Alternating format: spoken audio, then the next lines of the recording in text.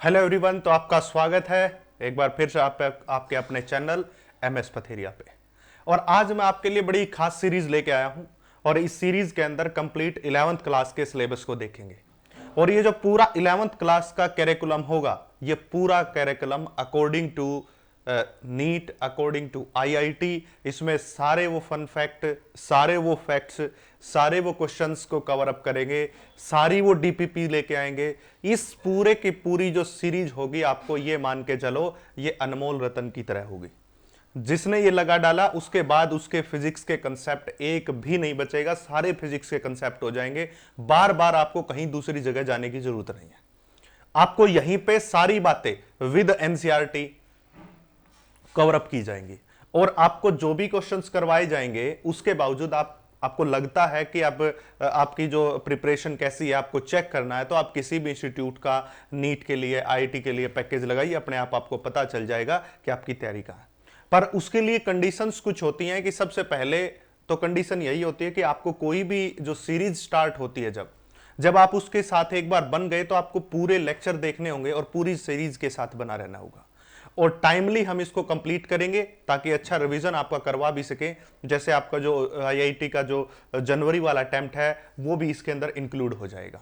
और साथ साथ हमारा 12th का बैच भी चल रहा है, तो उसी इन सब बातों को कवर करते हुए, इन सब बातों को देखते हुए आज 1 जुलाई से हम स्टार्ट कर रहे हैं एक नया बैच, एक नई जर्नी शुरू करेंगे। और इस जर्नी में बड़ा मजा आने वाला है, इसलिए जल्दी से अपनी सीट बेल्ट बांध ले और चैनल को लाइक, शेयर और सब्सक्राइब करें। और साथ साथ अपने दोस्तों के साथ शेयर अवश्य करें, क्योंकि हम ऐसे ही लेक्चर्स दूसरे सब्जेक्ट के लिए भी लेके आएंगे। जैसे केमिस्ट्री हो गया, आपको पता ही है 12th का बैच वहां स्टार्ट करवा दिया।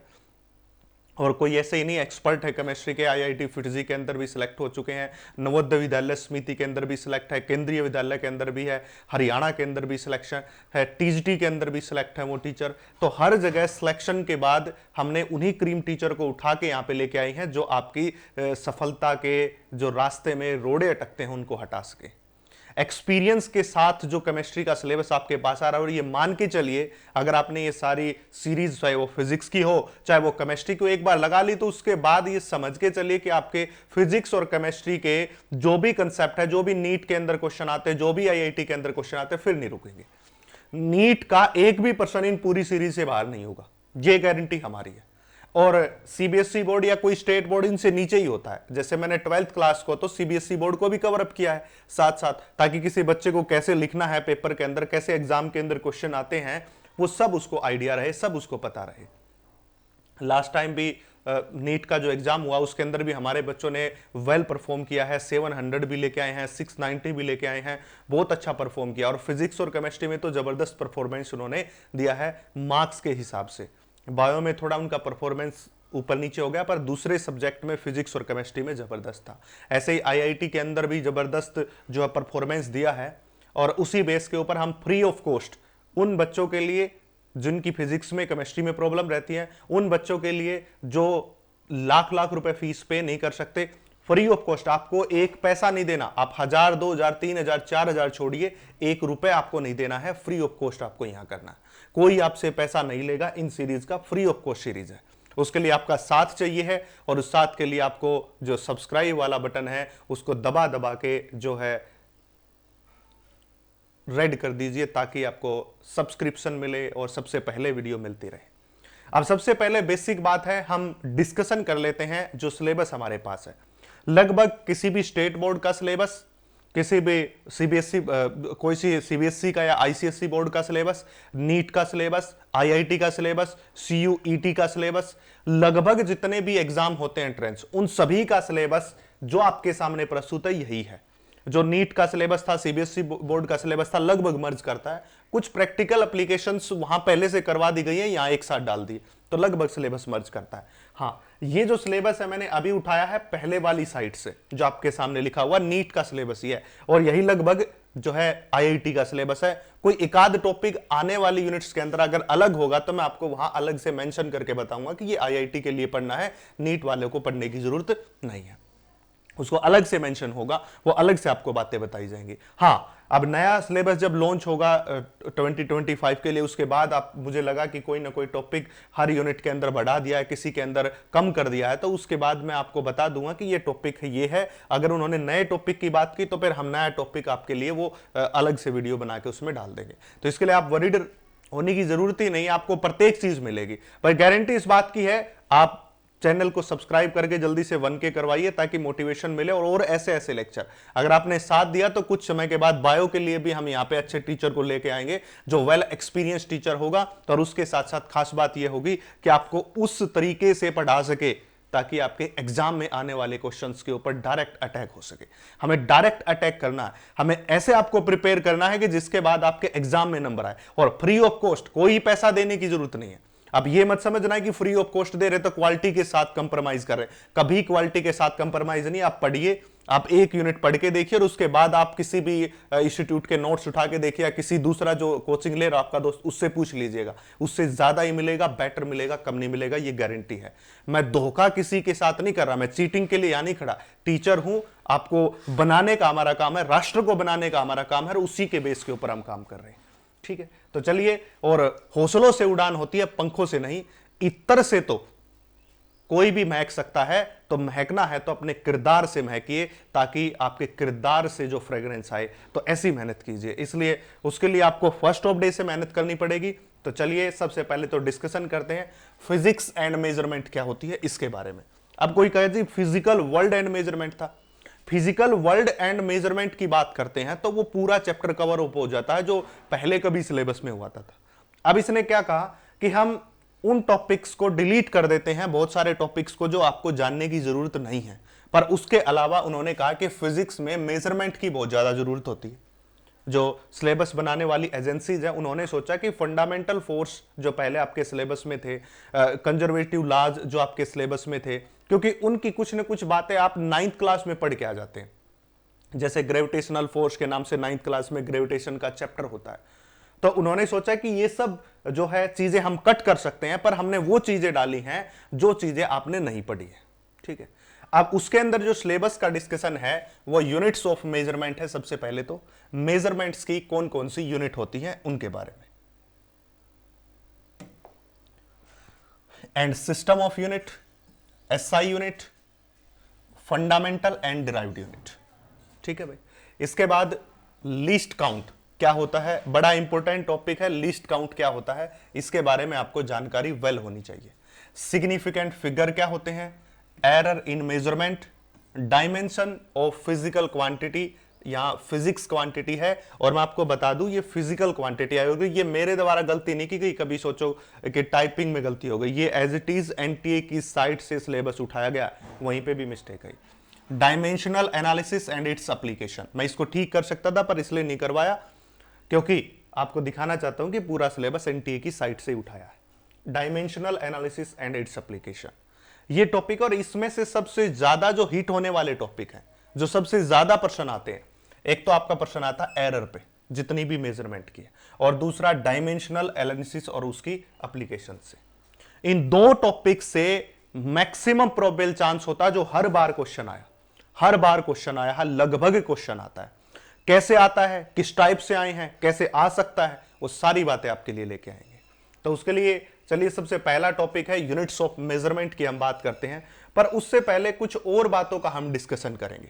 इसको थोड़ा बैकअप से लेता हूं, ये लेक्चर छोटा रहेगा क्योंकि आज इंट्रोडक्शन की बात करेंगे और थोड़ी सी एक दो टॉपिक की बात करेंगे। इसके बाद हम इस लेक्चर को भी थोड़ा लंबा लेके जाएंगे, प्रत्येक लेक्चर को, और उसके साथ साथ ज्यादा कवर अप कोशिश करेंगे मींस वाइल न्यूमेरिकल बेस के ऊपर, क्योंकि न्यूमेरिकल हमें ज्यादा करने इसलिए।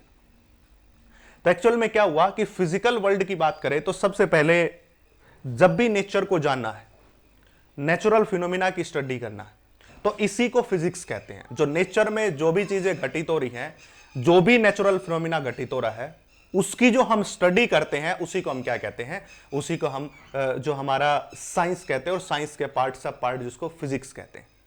तो हम फिजिक्स के अंदर बेसिकली जितने भी नेचर के अंदर फिनोमिना एग्जिस्ट कर रहे हैं उसको एक्सप्लोर कर रहे हैं। जब उन फिनोमिना को एक्सप्लोर करना स्टार्ट किया तो सबसे पहले हमारे सामने जो सबसे पहले चुनौती थी वो ये थी कि हमें कुछ फोर्सेस के बारे में जानना था। कि भाई नेचर के अंदर कौन कौन से ऐसे फोर्स हैं जिनके कारण नेचर जो है स्टेबिलिटी को गेन किया हुआ है। अब देखा होगा जैसे कि आपने सूर्य के चारों ओर अर्थ जो है रिवॉल्व कर रही है बार बार। अब कौन सा ऐसा फोर्स हो गया नेचर के अंदर जो परमानेंट एग्जिस्टेंस में है और जिसके द्वारा अर्थ जो है वो किसी पर्टिकुलर, अब ऐसे जब उसके चारों ओर घूम रही है तो वो कहीं दूर निकल जाए। अर्थ ऐसा भी तो हो सकता है जैसे इसके चारों ओर घूमते घूमते सीधी ऐसे निकल गई या यहां घूम के यहां निकल गई, पर ऐसा नहीं हो रहा है। तो इसको जानने की क्यूरियोसिटी के बेस के ऊपर कुछ फंडामेंटल फोर्सेस के बारे में बात आई, और ये तो एक फिनोमिना मैंने बताया है, ऐसे हजारों फिनोमिना है जिनके बारे में हम डिस्कस करेंगे जो नेचर के फिनोमिना।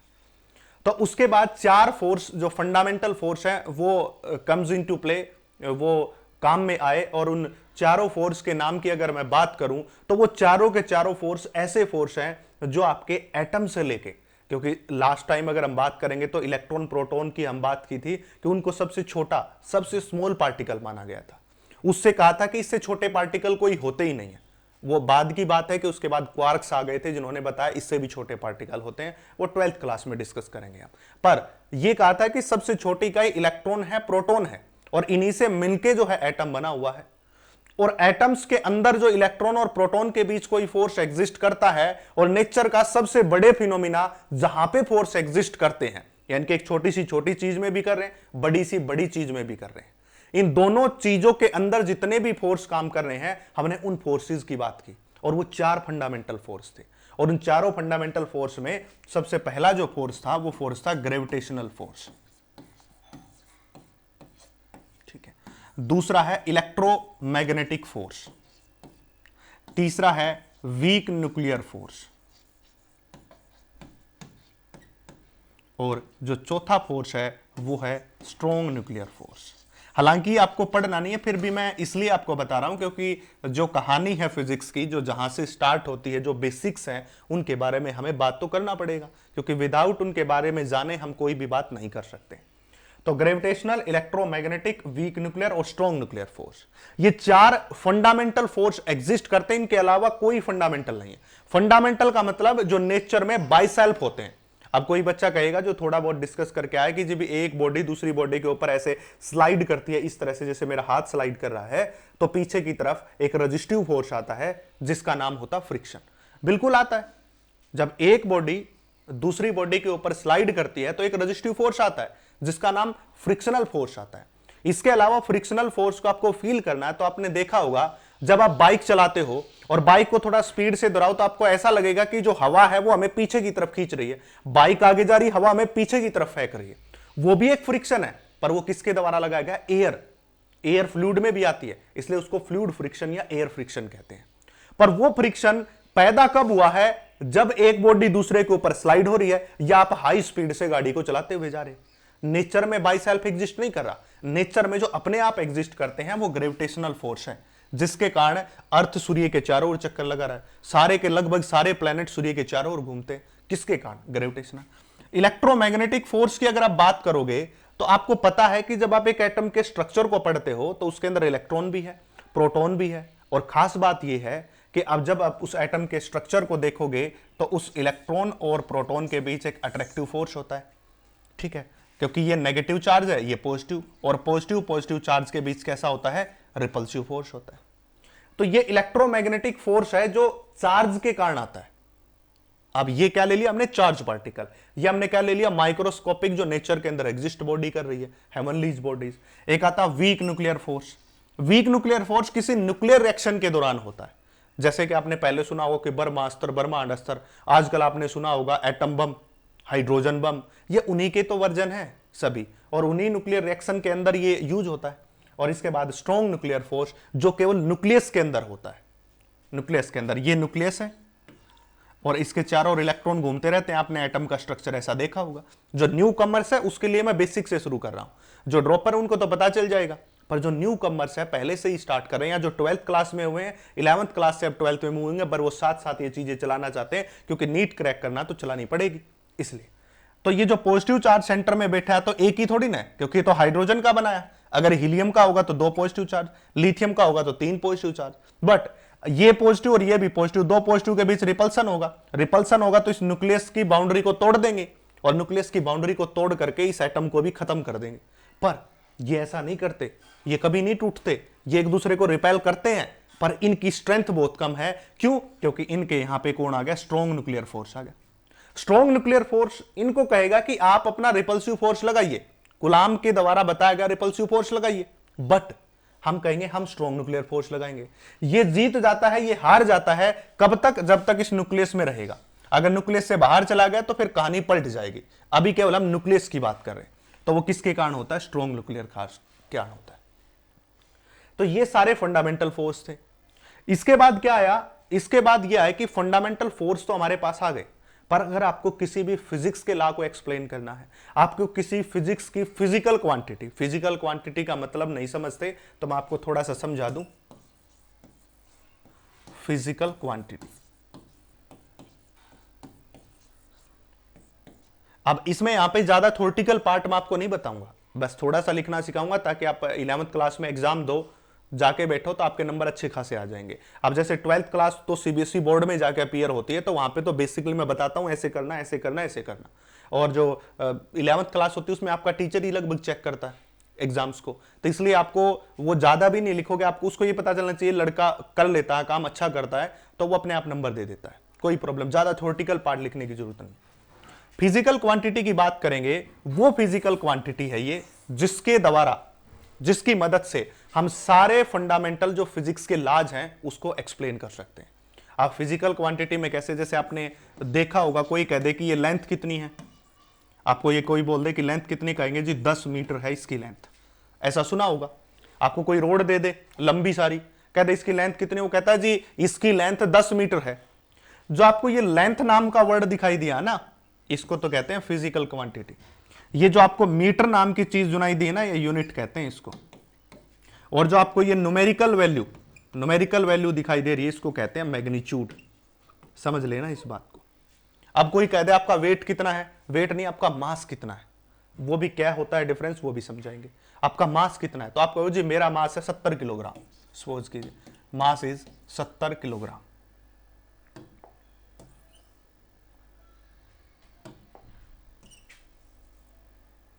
ऐसा बोल दिया, मास इज 70 किलोग्राम, ऐसा बोल दिया। अब कैसे पहचाना? ये जो मास है इसको तो कहते हैं फिजिकल क्वांटिटी, ठीक है भाई।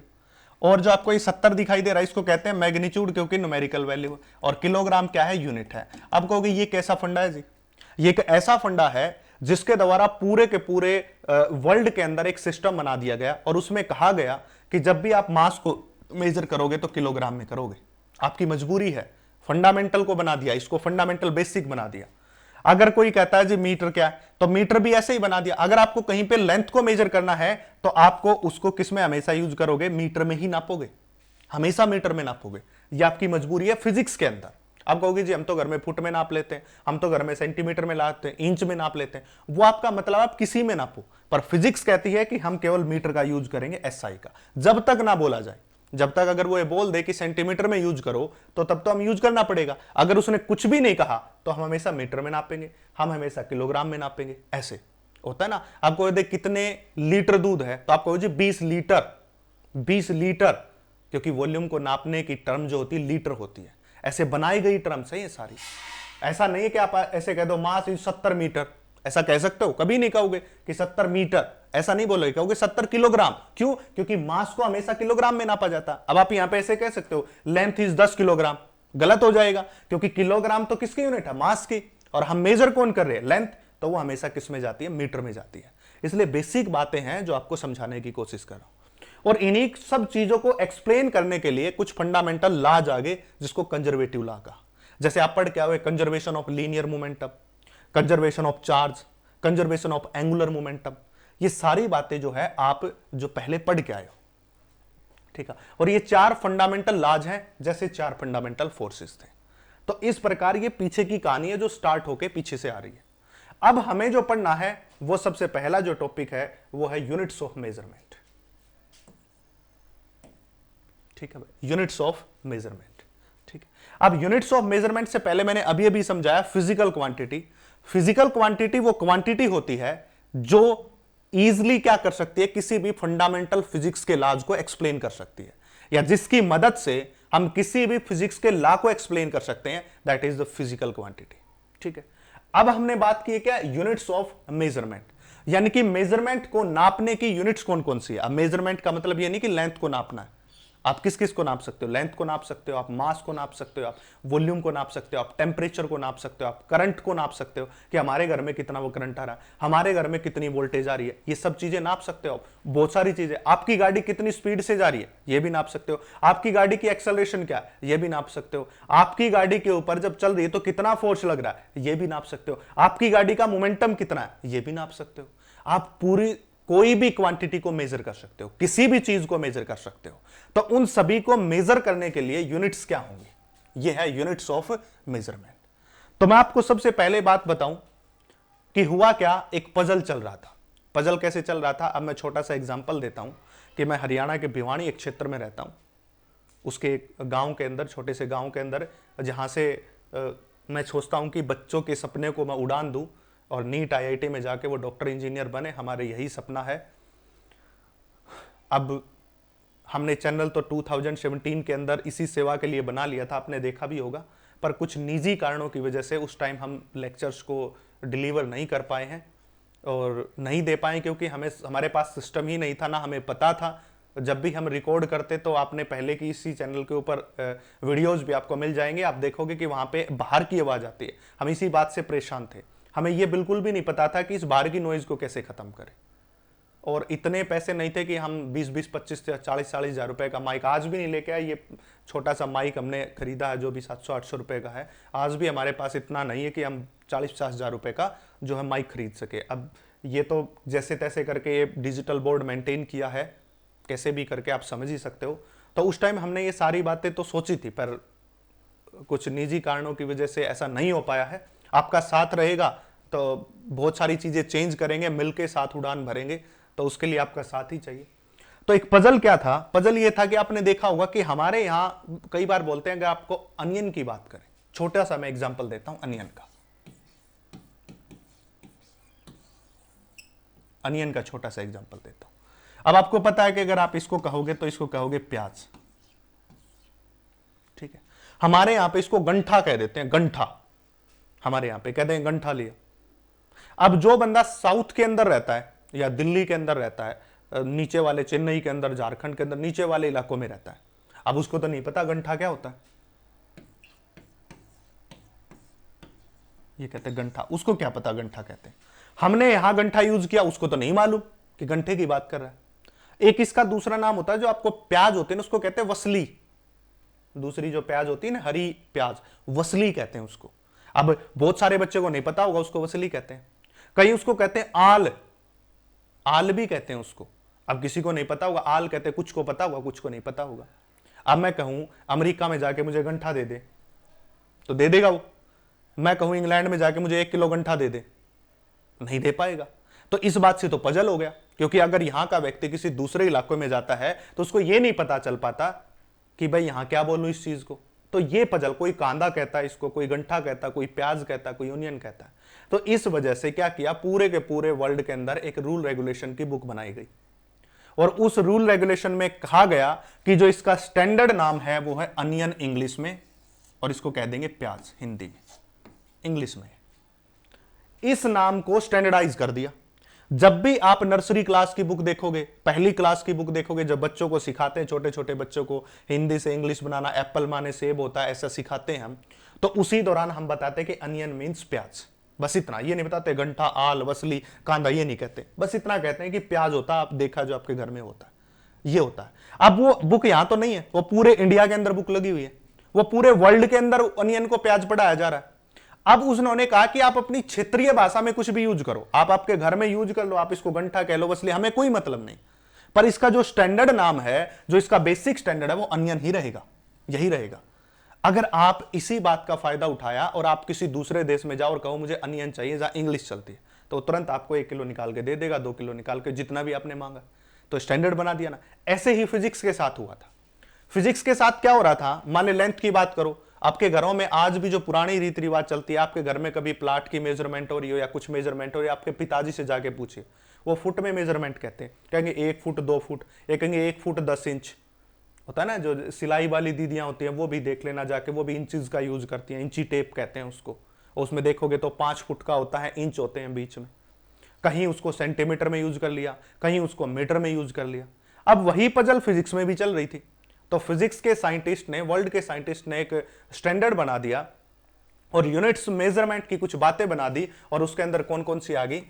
एक तो ले ली उन्होंने, कहा कि एक तो हम ले लेते हैं फंडामेंटल, क्योंकि फिजिक्स जो है वो एक छोटी चीज नहीं, हम इंग्लिश की तरह उसको नहीं कर सकते। अगर आप बात करोगे इंग्लिश की तरह, हम ऐसे नहीं कह सकते कि कुछ बातें डिक्शनरी में लिख दी, 1000-2000 लिख दी और उसके बाद हो गया खत्म काम, जो मैक्सिमम बातें। क्योंकि फिजिक्स एक वास्ट सब्जेक्ट है, इसलिए उनको क्या किया, कैटेगराइज किया। अगर आप कोई मुश्किल चीज है उसको आसान बनाना चाहते हो तो उसको टुकड़ों में तोड़ लो, उसको कैटेगराइज कर लो। एक तो हो जाएगा फंडामेंटल यूनिट्स और दूसरी हो जाएंगे डिराइव्ड यूनिट। दो टाइप की यूनिट्स यहां पे हमने डिस्कस कर ली, फंडामेंटल और डिराइव्ड यूनिट। ये दो यूनिट्स दो भागों में तोड़ दिया इसको इस प्रकार से, ठीक है। एक तो फंडामेंटल यूनिट और एक डिराइव्ड यूनिट। यूनिट क्या होती है? Units with the help of which we can measure any physical quantity. जिसकी मदद से हम किसी भी फिजिकल क्वांटिटी को मेजर करते हैं उसी को हम क्या कहते हैं? यूनिट कहते हैं। ये यूनिट की डेफिनेशन है। यूनिट बाय विच या with the help of which we can measure any physical quantity. हम किसी भी फिजिकल क्वांटिटी को अगर मेजर करना चाहते हैं तो उसके लिए हम किसकी हेल्प लेंगे? यूनिट की हेल्प लेंगे। तो ये डेफिनेशन है, किसी बच्चे को लिखनी है तो मैंने बोल दी, आप लिख लीजिए पोज करके। तो फंडामेंटल यूनिट और डिराइव्ड यूनिट्स दो टाइप की हो गई। अब फंडामेंटल तो वो हैं जिसको एक्सप्लेन करने के लिए किसी दूसरे की हेल्प लेनी नहीं पड़ती, उसको कहते हैं फंडामेंटल।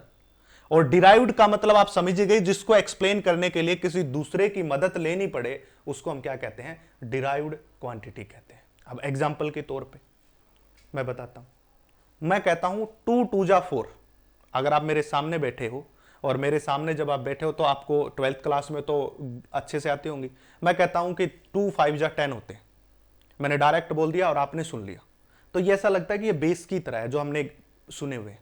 अगर मैं कहूं कि 13 गुणा में 89 कीजिए, 89 कीजिए, तो अब मैं क्या करूंगा? 12 गुणा 89 करूंगा, तो मैं आपको ऐसे करके देखना पड़ेगा, ऐसे सोल्व करना पड़ेगा। तो हमने किसका हेल्प लिया? इस बोर्ड का हेल्प लिया, हमने लिया ना, इस पेन का हेल्प लिया। तो इन सब की मदद से हम क्वांटिटी को डिराइव कर रहे हैं, मतलब एक चीज को डिराइव कर रहे हैं, इसलिए वो डिराइव्ड है। पर एक बेसिक होती है कि मुझे पता है कि 2 5 जा 10 कैसे, क्योंकि जब हमने 2 की टेबल सीखी थी तो उसमें 2 5 जा आया था, क्योंकि वो तो फंडामेंटल, वो तो बेसिक है, तो इसलिए हमने डायरेक्ट पता 2 5 जा 10। पर जब हमने 89 की टेबल तो इतनी याद ही नहीं करता, कोई याद नहीं करता 89 की टेबल, और 89 की टेबल भी याद की तो वो तो 10 तक जाती है, 12 तक नहीं जाती। अगर कोई भी टेबल देखते हैं तो 2 10 जा 20, बस यहां पे खत्म कर देते हैं। तो इसको भी 89 10 जा कर देते, पर ये आ गया 12, इसलिए हमने इसको पढ़ा ही नहीं, ये तो बेसिक में आया ही नहीं, इसको डिराइव किया, इसलिए इसको डिराइव्ड कहते हैं। और 2 की जब टेबल पढ़ते हो तो 2 5 जा 10 ये तो आता है, ठीक है, और आता है तो इसका मतलब वो कैसा हो गया हमारा? तो वो हो गया हमारा डिराइव्ड। तो ये समझ ले दोनों में डिफरेंस, फंडामेंटल डिराइव्ड। इसी प्रकार फिजिक्स के अंदर है, कुछ ऐसी क्वांटिटी हमारे पास है जो फंडामेंटल है, जिनको एक्सप्रेस करने के लिए किसी दूसरे की मदद लेनी नहीं पड़ती, ठीक है, तो हम उनको क्या कहते हैं? फंडामेंटल। इसलिए उन्हीं का नाम हमने क्या रख दिया? फंडामेंटल रख दिया।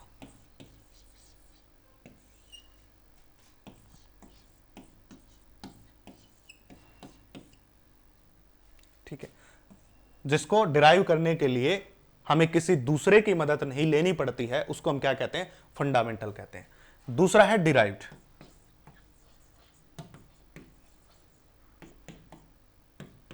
दूसरा derived can be express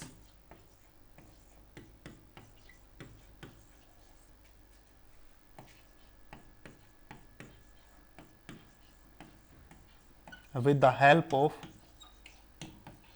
fundamental। Fundamental की मदद से इसको हम डिराइव करते हैं या एक्सप्रेस करते हैं, ठीक है। Do not need any quantity, यहां पे लिख सकते हो, do not need any quantity या any unit to express these units. इन यूनिट्स को एक्सप्रेस करने के लिए किसी दूसरे की मदद नहीं लेनी पड़ती है, उसको हम क्या कहते हैं, उसको हम कहते हैं फंडामेंटल। और किसी दूसरे की मदद लेनी पड़े तो उसको हम क्या कहते हैं, डिराइव्ड। कहेंगे इसके कुछ एग्जांपल तो बहुत सारे दूंगा, बहुत सारे, टेंशन मत लो, बहुत सारे एग्जांपल इसके दूंगा।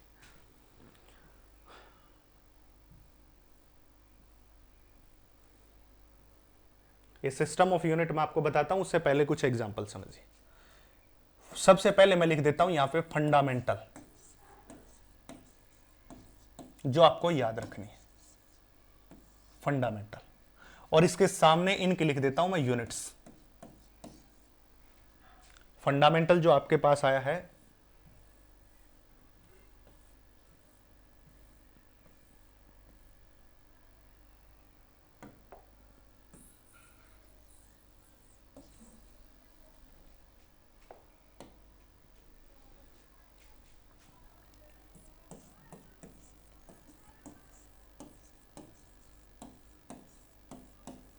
यहां आ गया फंडामेंटल और यहां क्या आ गई, इनकी यूनिट्स आ गई भाई। ये दो चीजें आ गई, फंडामेंटल एंड देयर यूनिट। तो इसके लिए हम सबसे पहले ही बात करते हैं, और सबसे पहली बात आ गई हमारे पास लेंथ। दूसरा हमारे पास आ गया मास। तीसरा हमारे पास आ गया टाइम। चौथा हमारे पास आ गया करंट। पांचवा हमारे पास आ गया टेम्परेचर। और छठा हमारे पास आ गया अमाउंट ऑफ सब्सटेंस।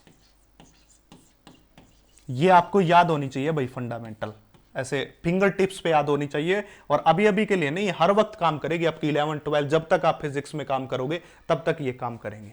और सातवीं है लुमिनस इंटेंसिटी। ये 7 बातें आपको पता होनी चाहिए अच्छे से। 7 फंडामेंटल क्वांटिटी होती है, 2 सप्लीमेंट्री होती है, उनके बारे में भी मैं आपको बताऊंगा, पहले इनको बता देता हूं। तो ये 7 फंडामेंटल क्वांटिटी है, बेस क्वांटिटी है। इस फंडामेंटल को क्या कहते हैं, बेसिक भी कहते हैं भाई, दूसरा नाम इसका है बेसिक क्वांटिटी। यहां से क्वेश्चन ज्यादा नहीं होते, पर ये फिजिक्स को एक्सप्लेन करने में, फिजिक्स को एक्सप्रेस करने में बहुत मदद करते हैं। लेंथ का जो यूनिट होता है वो होता है मीटर। मास का जो यूनिट होता है वो होता है किलोग्राम, मीटर में और किलोग्राम में। टाइम का जो यूनिट होता है वो हमेशा सेकंड रहेगा, फिजिक्स के अंदर जब बात करेंगे तब हम। करंट का जो यूनिट होगा वो एम्पियर होगा, याद रखें। टेम्परेचर का जो यूनिट होगा वो होगा केल्विन। और अमाउंट ऑफ सब्सटेंस का जो यूनिट होगा वो होगा मोल। और लुमिनस इंटेंसिटी का जो यूनिट होगा वो होगा कैंडला। ये 7 आपको याद रखनी है। कौन कौन सी, length, mass, time, current, temperature, amount of substance और लुमिनस इंटेंसिटी। ये 7 आपको याद ही रखनी पड़ेगी, इनका कोई इलाज नहीं है। Length, mass, time, temperature, current, luminous intensity और अमाउंट ऑफ सब्सटेंस। अब इसको एक्सप्रेस करते हैं मीटर में, और सिंबॉलिक रिप्रेजेंटेशन होता है मीटर। किलोग्राम को किलोग्राम से ही लिखते हैं, सेकंड को एस से लिखा जाता है, एम्पियर को ए से लिखा जाता है, केल्विन को के से लिखा जाता है, मोल को MOL से लिखते हैं, ये ई हटा देते हैं, और कैंडला को CD से लिखा जाता है। ऐसे ये इनके सिंबल हैं जब आप यूज करोगे। और एक बात आपको हमेशा याद रखनी है, जब भी आप किसी भी यूनिट का पूरा नाम लिखोगे तो छोटे अक्षर से शुरू करोगे। जैसे हमने किया है ये एम्पियर, पूरा नाम लिखा तो छोटे से, केल्विन पूरा नाम लिखा तो छोटे से, मोल पूरा नाम लिखा छोटे एम से। यानी कि मैं रूल बता रहा हूं कि जब भी यूनिट को पूरा लिखा जाता है, मान ले मैं कह दूं न्यूटन, फोर्स की यूनिट क्या होती है, न्यूटन, आपने सुना। अगर मैं पूरा लिखूंगा तो ऐसे लिखूंगा, न्यूटन। अब ये नहीं कहोगे इंग्लिश में तो पहला अक्षर बड़ा होता, वो गलत, वो यहां नहीं चलता, वो इंग्लिश में चलता है। हाँ, एक ही लिखना तो मैं कैपिटल एन से, ठीक है। अगर आप पूरा लिखते हो नाम तो छोटे एन से शुरू करना होता है फिजिक्स में। अगर आपने केवल एक वर्ड लिखना है तो आप फिर बड़ा लिखिए, ऐसे होता है। तो ये समझ लीजिए, हर जगह ये रूल लागू होता है। तो ये 7 फंडामेंटल बेसिक क्वांटिटी होती हैं जिनको आपको याद रखना है, जिसके बेस के ऊपर हम पूरी फिजिक्स को एक्सप्लेन करेंगे। और इन 7 फंडामेंटल क्वांटिटी का नाम है length, mass, time, current, temperature, luminous intensity और अमाउंट ऑफ सब्सटेंस है। और इनकी यूनिट भी आपके सामने रखी हुई है, आपको ये याद रखनी है। इसके बाद इसके अंदर 2 सप्लीमेंट्री यूनिट को इंक्लूड किया गया, सप्लीमेंट्री यूनिट्स, उनको यूज किया गया। और उसके अंदर सबसे पहले है प्लेन एंगल, और दूसरा है हमारे पास सॉलिड एंगल। दो हमारे पास ये क्वांटिटीज है, ठीक है। अब प्लेन एंगल तो आपने देखा ही होगा जनरली 2 डायमेंशन में, ये पूरा सर्कल था, इस सर्कल की एक हमने छोटा सा टुकड़ा काट लिया, पूरे सर्कल का टुकड़ा काट रखा है। इस सर्कल की रेडियस क्या है, आर है, और ये आर्क है, इसको मैं बोल देता हूं ए, इसको बी और इसको सी। ये आपको पता होगी आर्क है इसकी, ये इसकी रेडियस है और ये इसका एंगल है। हमने एक पूरे सर्कल का हिस्सा काट रखा, हमने कुछ नहीं किया। यहां पे जो हमारा पूरा सर्कल होता है उस पूरे सर्कल का एक छोटा सा टुकड़ा काट लिया, पूरा सर्कल न लेकर के एक छोटा सा टुकड़ा ले लिया, और उस टुकड़े में ए बी जो है वो आर का काम करेगा, सी ओ से लेके आर, ये ओ है भाई, ओ से लेके ए तक आर बन जाएगा, और ये एंगल क्या बन जाएगा, थीटा।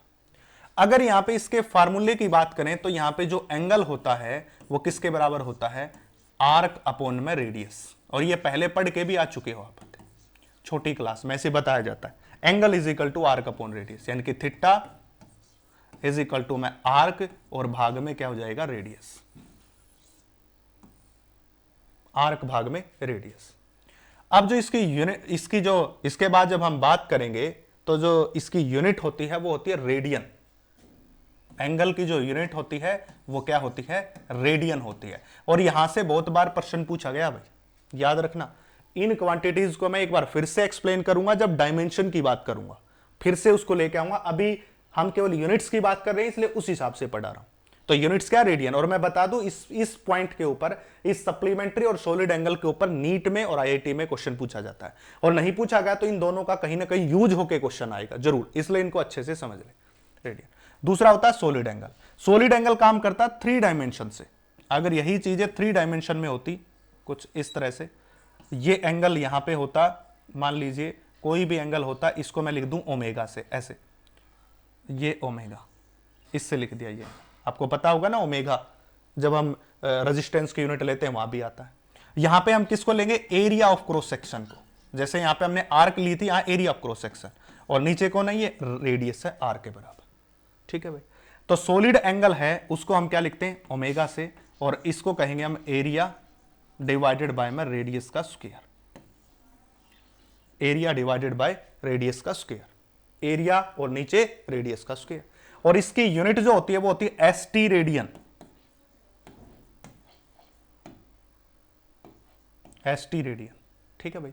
इस तरह से इसको लिखते हैं हम, सिंबॉलिक में लिखना तो आर ए ऐसे, और इसको लिखा जाता है S R, S T radian, इस प्रकार। इसकी यूनिट जो होती है वो एस टी रेडियन होती है, ये आपको याद रखनी है, और इसकी यूनिट जो है वो रेडियन होती है, ये दोनों के दोनों।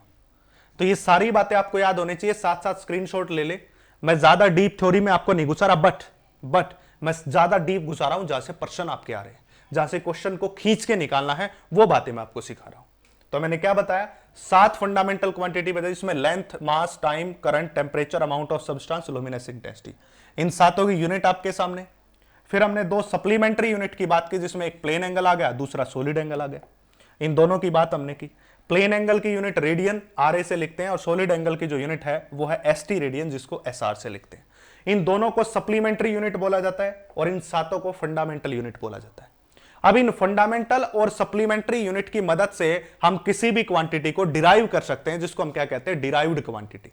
और उसके कुछ एग्जांपल मैं आपको दूंगा अभी,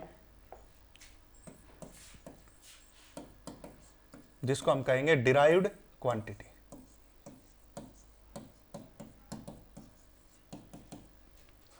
डिराइव्ड क्वांटिटी के अंदर सबसे पहले आ गया स्पीड, और स्पीड का फार्मूला आप 9th क्लास में भी पढ़ के आते हो, जिसको हम क्या कहते हैं, डिस्टेंस भाग में टाइम। ये स्पीड का फार्मूला होता है जो आप छोटी क्लास में भी जानते हो, 6ठी 7वीं 8वीं क्लास, इवन देन 5वीं 4थी क्लास से भी आपको बता दिया जाता है तो कि स्पीड क्या होता है, डिस्टेंस अपॉन टाइम। अब स्पीड एक डिराइव्ड क्वांटिटी है, क्यों है, कैसे पता चला, ऐसे पता चला क्योंकि ये सातों क्वांटिटी में कहीं आ रही है। स्पीड कहीं आपको सातों क्वांटिटी में दिखाई दे रही है, या 2 सप्लीमेंट्री में नहीं दिखाई दे रही। इन सातों के अलावा जितनी भी क्वांटिटी होंगी सारी की सारी क्या होंगी, डिराइव्ड होंगी, ठीक है। अब लेंथ को डिस्टेंस भी कहते हैं, लेंथ को डिस्टेंस भी बोला जाता है, यह मैं बता दूं, ठीक है। और दूसरा है टाइम। अब लेंथ यानी कि डिस्टेंस भी फंडामेंटल है और टाइम भी फंडामेंटल है। देखिए, जब हमने 2 फंडामेंटल क्वांटिटी की मदद ली तो तीसरी क्वांटिटी आई, जिसको क्या बोला, स्पीड बोला। अब इसकी यूनिट की बात करते हो। डिस्टेंस की यूनिट क्या होती है मीटर और टाइम की यूनिट क्या होती है सेकंड, तो यूनिट क्या बनी मीटर भाग में सेकंड। अब किसकी मदद लेनी पड़ी डिस्टेंस और टाइम की, दोनों की दोनों कैसी हैं फंडामेंटल क्वांटिटी हैं, तो जो फंडामेंटल क्वांटिटी की मदद से डिराइव होती है उसको क्या कहते हैं डिराइव्ड, इसलिए स्पीड कैसी होगी डिराइव्ड होगी। अब दूसरी बात करता हूं मैं एक्सेलरेशन की, 9th क्लास में पढ़ के आते हो, जिसको कहते हैं आप वेलोसिटी बटे में टाइम, ठीक है।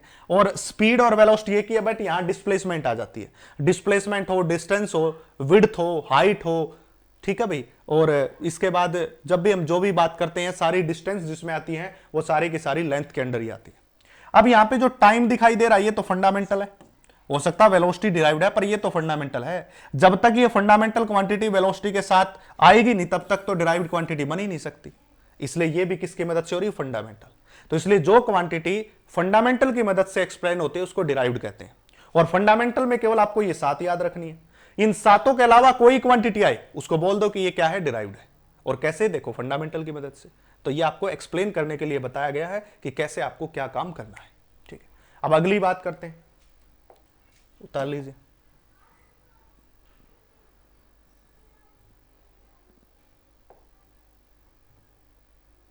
अगली बात करते हैं हम सिस्टम ऑफ यूनिट की।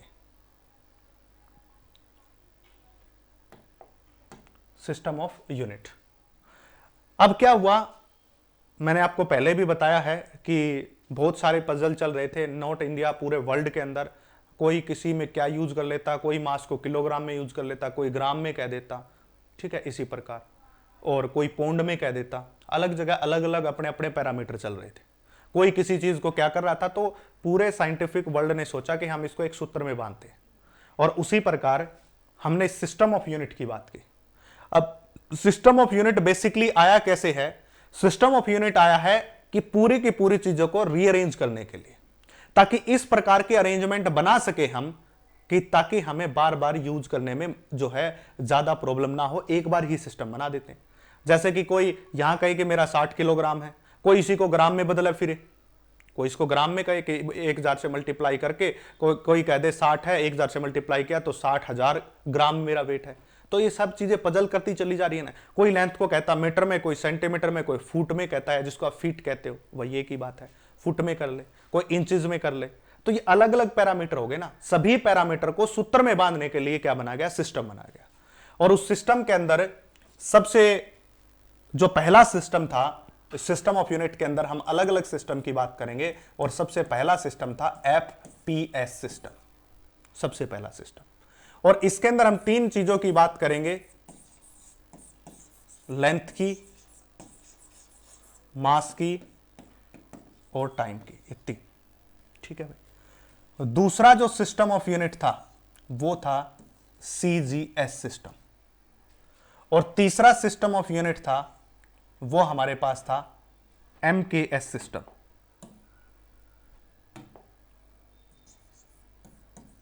एमकेएस सिस्टम, और चौथा जो सिस्टम था वो हमारे पास है एसआई सिस्टम। ये 4 सिस्टम है यूनिट के, कौन कौन से, एफपीएस, सीजीएस, एमकेएस, एसआई।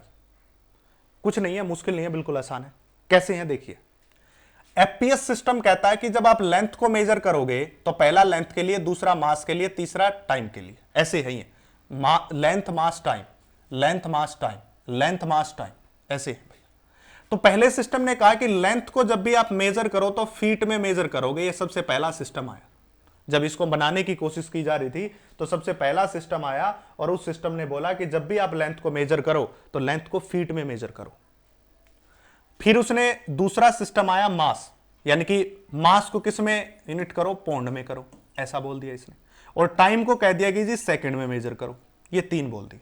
ये किसने बोले, एफपीएस ने बोले। एफ का मतलब फीट, पी का मतलब पौंड, एस का मतलब सेकंड। कहा कि लेंथ को मेजर करना तो फीट में, मास को करना तो पौंड में, और टाइम को करना है तो सेकंड में। पर इस सिस्टम में कमी है। कमी कैसे है, कहा जी फीट में मेजर करो, तो फीट से तो नीचे इंच भी होता है, सेंटीमीटर भी होते हैं, बहुत सारी चीजें होती हैं, तो आप तो केवल फीट में मेजर कर सकते हो। अगर कोई दूरी 1 फीट से कम हो गई तो आप उसको मेजर कैसे करोगे, क्योंकि ये तो कहा जी फीट में मेजर करो, तो मिनिमम इसके मेजर करने का तरीका 1 फीट हो गया। अगर कोई दूरी 1 फीट नहीं, मैं कहता हूं इतनी सी दूरी है, इतनी सी, तो उसको कैसे मेजर करोगे, तो मेजर ही नहीं कर सकते। इसलिए कहा कि ये सिस्टम काम का नहीं है, दूसरा सिस्टम लेके आओ। दूसरा सिस्टम आया सीजीएस। सीजीएस सिस्टम ने कहा कि जब आप लेंथ को मेजर करो तो वो करो सेंटीमीटर में, इसमें, और उसने कहा मास को मेजर करो ग्राम में। यहां तो हो गया ना, तो किलोग्राम में मेजर करेगा, बस सॉरी पाउंड में मेजर करेगा। और टाइम को इसने भी कहा सेकंड में रखो, क्योंकि टाइम तो सबसे छोटी इकाई हो गई ना, क्योंकि हमें पता 1 घंटा, घंटे के बाद गुना 3 मिनट, मिनट के बाद सेकंड, तो सेकंड तो सबसे छोटी इकाई है, इसलिए टाइम तो ठीक चल रहा है, उसमें तो कोई मिस्टेक हुई नहीं। मिस्टेक कहां हुई, लेंथ में और मास में। अब इसमें भी यही तरीका है जी, सेंटीमीटर। अब सेंटीमीटर नीचे एमएम भी तो होता है, सेंटीमीटर से नीचे तो एमएम भी होता है। अब ग्राम से किलोग्राम भी होते हैं, और उससे भी छोटी इकाई भी होती है, मीटर भी होता है उधर। तो वो सारी बातें यहां पे भी ये सिस्टम फिट नहीं बैठा, इस सिस्टम में भी कुछ कमियां और खामियां रह गई।